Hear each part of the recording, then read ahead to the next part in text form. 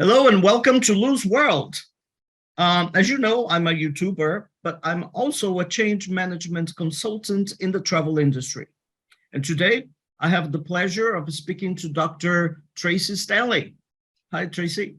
Hello, Louis. It's been great to be chatting with you today. Same here. So people, Tracy is a social scientist with expertise across organizational change, innovation, and employee engagement. She has worked across Asia Pacific and Europe and is the author of several books. Today, I'm speaking with her about her book of change stories, success and failure in changing organizations. Tracy, please tell us why you wrote Change Stories. Thanks, Louis.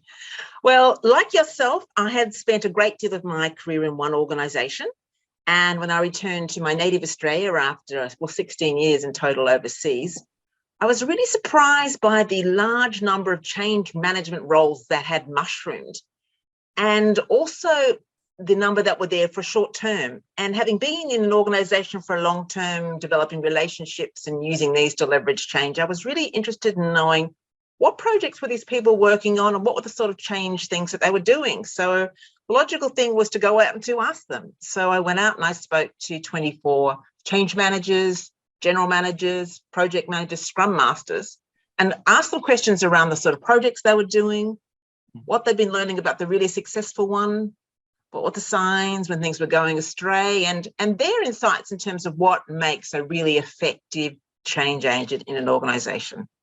That's awesome. And Tracy, can you tell us what type of change programs were shared with you? The diversity of programs was really wonderful. So we had change from mergers and acquisitions, and sometimes there were a couple of organizations coming together. Sometimes organizations were introducing new operating models. Sometimes they were introducing cultural change. Increasingly, they're doing a lot of what's called digital transformation, completely changing the whole way they interact with their customers. And as a result of that, there's often decommissioning of systems, which is another type of change program. So quite different. Yeah. And could you tell us what were, let's say, the characteristics of the most successful change programs that you noticed? Okay. So there were many things, and let me just highlight half a dozen of them. The first is that the change program is undertaken with a really good understanding of the business. There's a business assessment undertaken that identifies who is going to be impacted by the change and to what level, so that the change program can focus on those who are most impacted. So a really thorough analysis at the beginning. And it was shared with me that if you didn't do this properly, you'd get further down the track and there'd be some problems because there were some unanticipated stakeholders, either inside or outside of the organisation. There then needs to be the capacity for the organisation to absorb the project. If you're in a large organisation, it's entirely possible that your project is one of 20 or 50 other projects running at the same time. So you need to be able to slot the project in and for the resources and the attention to be available to help the program to be a success. It needs top management support, and not just in terms of saying this is important and this is our vision and how it's going to affect you. Down the track, actively working to incorporate the new processes and the new way of working into the business as usual. So simple things like talking about the outcomes from systems reports during meetings, as an example. I think those, if I've done half a dozen, there's actually a ton. I mean, and if it's a really complex change project, apart from the business assessment, have there been sufficient role mapping and process mapping that's happened as well? And of course, for really big projects, it needs to be managed within an appropriate governance structure. And many organizations have PMO organizations to do that. Yeah, thanks for that, Tracy. You did mention projects going off the trails. Can you tell us what are the early signs that could tell us that the project is going off the trails? Okay. Well, if the change manager has their ear to the ground and has a sufficient network, they'll be hearing the informal chatter pretty quickly. Always interesting and potentially useful because of the way that it's come through. Other clear signs, senior managers not being available to give you information or insights as a part of the project. It could be high turnover on the change management team. And in fact, some of the people I interviewed talked about arriving in an organization for a failed project because the change manager, one or two had left the organization. Yeah. It could be middle managers who'd saying, I'm just not feeling supported. I've got to do the grunt work to make this happen. And then, of course, there's formal surveys you can do as well as sort of the informal chatter. So there's a range of ways that you know, and if there's a governance structure in place, there could be a reporting process. And I remember one of the stories was someone saying they really wanted to say that do a traffic light system and say the project was a red traffic. There's a real big problems, and political reasons said no, you can't do it. You have to only do it as an orange with potential for green. So. That's a clear evidence that when there's inconsistency in terms of how they see the current state of play, that it's possibly going off the rails. Yeah, definitely. Thanks for that. I agree 100% with all of that. And Tracy, what did you learn about the most successful change practitioners? Yeah. This was a great question, and the amount of material I collected, because there are so many skills and knowledge and attitudes that are required to be effective inside an organisation. Yes, it is still the biggest chapter in the book. Understanding, so most change managers come with a toolkit of templates and processes and methodologies. And an experienced change manager understands organisation and uses judgment in terms of this is the process and the tools that we should use. And they make that assessment, understanding the sophistication of the organisation, the culture of the organisation. So that's a really important one, not just coming in with a fixed methodology in terms of this is the way that we're going to do it in tools and templates. Perhaps the most common personal attribute was empathy and understanding the impact of the change on whoever was impacted and the extent to which they were impacted. They were generally good storytellers. They could develop communication programs that used the most credible channels and really helped and empowered the people who were going to lead the change so that the change was sustainable. As a part of the project management methodology, they were good at they thought about measures, at the beginning of the project and built that into the process so the project could be tracked, and so we could get early signs when things were going off the rails and respond to them accordingly. Understanding data. It's not just sort of a soft and fluffy thing, being able to collect data and understanding when it's just hearsay, interesting and potentially useful, and when it's actually based upon, well, I can see no one has opened the system or put anything into the system, or people are saying they're not happy through some sort of survey. So there's tons of skills, but understanding organisations and capacity, I guess are some important ones, I guess, if I was just doing a summary. That's great. Lots of things to consider when putting a change management project in place. Yeah. All right. I have another one for you here. What would you say were the measures of success, both short and long term? Yeah. When you talk about short and long term, you're really considering leading and lagging indicators. Obviously, the most senior clients, your most senior clients in the leadership team are going to be interested on the impact on effectiveness, delivery of service to customers and business outcomes, but they're really lagging indicators. And while they're great, you just need to recognise you're probably not going to be able to do them till later down the track. So what could be some leading indicators? I mean, you could sort of, user adoption is pretty common as an indicator for technology-based projects.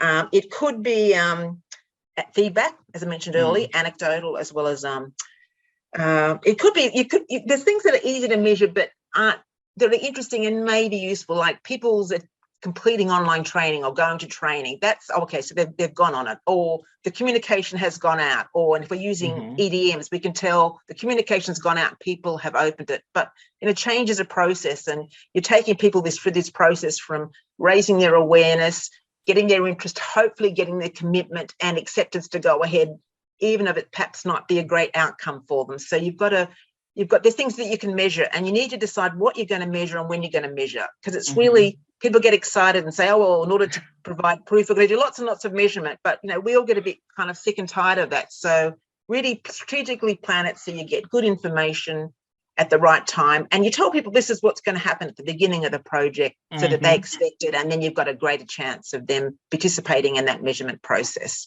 Yeah. But you remember that sort of the best indicators, the one the business is really interested in, will take some time to come. And often it's after the change manager has gone. So it's about, I guess, enabling the middle managers, helping them to measure it so they can then report it through. Yeah, yeah, I agree. It's all about the engagement and the adoption that takes Absolutely a while to kick Yeah. in. Very good. And I have another question, but now it's more related to your book. Was the end product of Change Stories what you imagined from the very beginning? Okay. So I guess two responses. So Okay. one was I knew at the beginning, and like you, Louise, because I'd worked in knowledge management, I knew the power of collecting stories and spending time thinking and reflecting upon what we've done and what we've learned, what we could improve. And I love the stories. The stories were so diverse, and I obtained so many valuable insights, and feedback about the book tells me that other change managers find it useful as well. So the power of storytelling, I had it reinforced as an important way of capturing and sharing knowledge. The thing that surprised me was when I was interviewing my 24 people, I said, oh, don't tell me your method or your tools and your templates. I just want to hear your stories. But I got to the end and I'd received so much interesting information about the tools that they had found most valuable that I changed my view, and I included an appendix mentioning all the tools and templates that they'd used and that they'd found valuable, and providing links where people could go and get more information. So I was kind of wrong to sort of try and stop the conversation. I could perhaps write a book just on tools, because there are so many tools. And as I said at the beginning, as an experienced change manager, you need to be able to use judgment as to which tool you're going to use for which circumstance.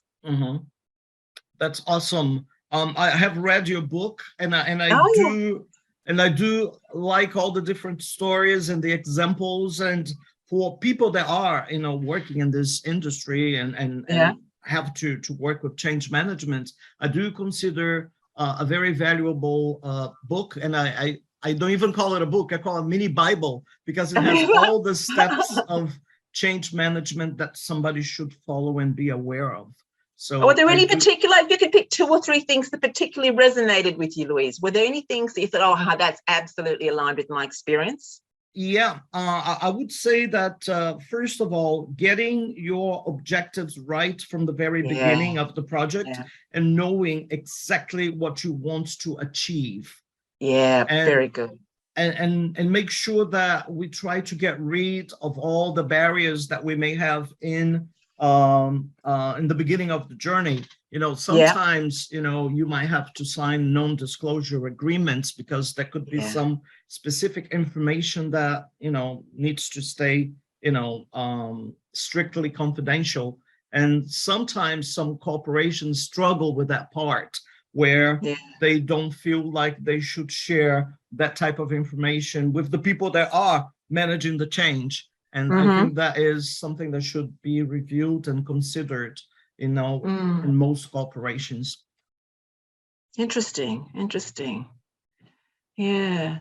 The sensitive stuff, it's interesting. That reminds me of another measure. I mean, I was told, so 2 measures. One was if you're doing a project with, say, a government organization building a road or something, no negative feedback in the meeting. Not getting anything, the absence of something as a measure was cited to me as a pretty important indicator. So so there's sensitivities, and quite frankly, if the change project's easy, you don't need a change manager. In fact, one of my favorite quotes in the book was, sometimes you just need an email and a cup of tea. And I guess I think of projects like perhaps a systems upgrade where the changes are small, people get supported. You don't need to have someone focusing on it. And it's all about risk and cost and what happens if you spend all this time putting this new thing in, it doesn't stick. And that's an important conversation to have at the very, very beginning as a part of the whole objectives, as you've said, in the whole assessment of expectations and outcomes. Fantastic. Thank you very much for your time today, Tracy. And if people need to get more information, or if they want to buy your book, I understand they can contact you via tjstanley.com. But that's my webpage. Where else can they buy your book? And here's the book. You can buy it through all the sort of the online channels, like Amazon, Barnes and Noble, Booktopia. If you're in Australia, I can drop one off locally. but it's actually cheaper to get it via Amazon, I've got to say. So That's awesome. So I understand that you are in Brisbane right now. I am. It's a gorgeous spring day. Oh, What's it's it like still there in early south here. of France? You've Well, got sunshine coming today? no, it's 7:20 in the morning. It's still dark, and it's very Oh. windy, and it's beginning to get cold. Oh, well. But anyway, thank you very much for your time, Tracy, and I'll be talking to you soon. Take care. Lovely chatting. Thanks, Louise. Bye, everybody. Bye. Thank you.